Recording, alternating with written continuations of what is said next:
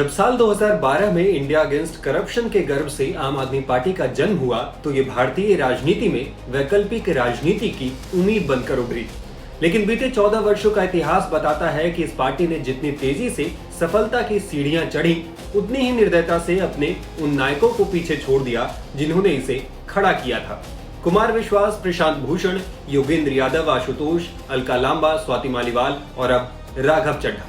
क्या यह संयोग है या एक सुनियोजित पैटर्न? आइए इसे समझते हैं।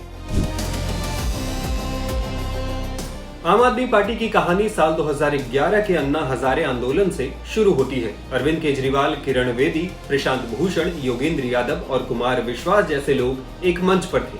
भ्रष्टाचार के खिलाफ जंग लड़ी जा रही थी और इसी बीच आम आदमी पार्टी की नींव रखी गई।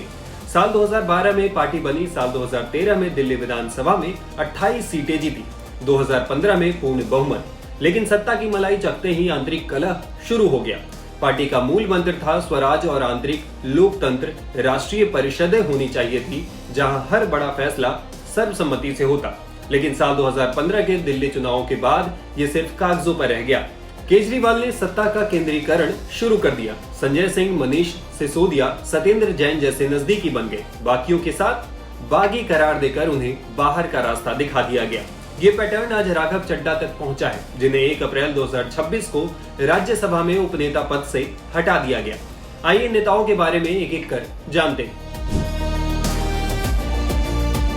पार्टी के इतिहास में सबसे बड़ा मोड़ साल 2015 में आया, जब संस्थापक सदस्य प्रशांत भूषण और योगेंद्र यादव को अनुशासनहीनता के आरोप में बाहर का रास्ता दिखा दिया गया। इन दोनों नेताओं ने अरविंद केजरीवाल के काम करने के तरीके और पार्टी के एक व्यक्ति के वर्चस्व पर सवाल उठाए थे। वहीं केजरीवाल ने तब कहा था कि साथियों ने धोखा दिया। इसी एक वाक्य ने भविष्य की राजनीति तय कर दी थी। आंतरिक विरोध को यहाँ आलोचना नहीं, दुश्मन की साजिश माना जाता है। कुमार विश्वास की कहानी भी इसी पैटर्न की गवाह है। वो शख्स जो भीड़ जुटाता था, जो अपनी शायरी से क्रांति को कविता बना देता था, उसे राज्यसभा का टिकट न देकर हाशिए पर ढकेल दिया गया। आम आदमी पार्टी का फॉर्मूला बेहद कठोर है। यहाँ काबिलियत को आमंत्रित किया जाता है, लेकिन वफादारी की शर्त रखी जाती है। जैसे ही कोई महत्वाकांक्षा सिर उठाती है, उसे कुचल दिया जाता है।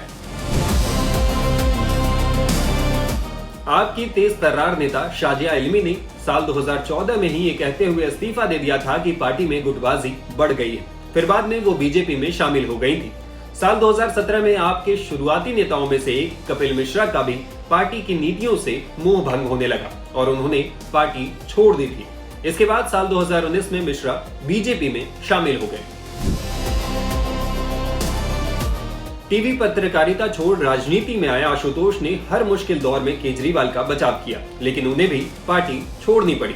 आधिकारिक तौर पर उन्होंने व्यक्तिगत कारणों से इस्तीफा दिया, लेकिन राजनीतिक गलियारों में यह स्पष्ट था कि राज्यसभा सीट न मिलना और पार्टी के फैसलों में उनकी घटती अहमियत मुख्य वजह थी।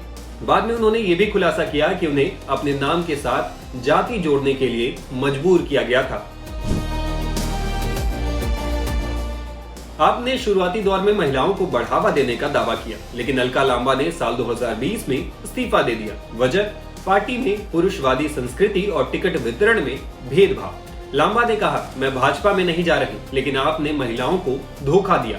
फिलहाल वो कांग्रेस में। वहीं स्वाति मालीवाल का मामला ताजा है। साल 2024 में दिल्ली राज्यसभा सांसद बनी, लेकिन मई 2024 में केजरीवाल के घर पर उनके पीए के साथ मारपीट का आरोप लगाया। आपने उन्हें मानसिक रूप से अस्वस्थ कह दिया। 2025 में पार्टी से उन्हें निष्कासित कर दिया गया। राघव चड्ढा इस सिलसिले का सिर्फ सबसे नया नाम है, आखिरी नहीं। जब तक पार्टी का ढांचा सिपाहियों की तलाश में रहेगा, काबिल और महत्वाकांक्षी लोग इसी तरह एक एक करके दूर होते रहेंगे। अंत में शायद मैदान में सिर्फ एक ही शख्स बचेगा, लेकिन तब तक वो आंदोलन जिसकी कस्में खाई गई थी, दम तोड़ चुका होगा।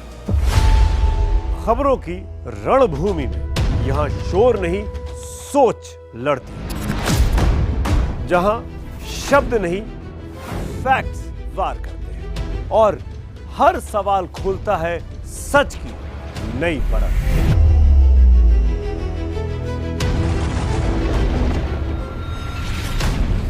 चक्रव्यूह आपके अपने सुमित अवस्थी के साथ सोमवार से शुक्रवार शाम 6:57 पर टाइम्स नाउ नव भारत पर।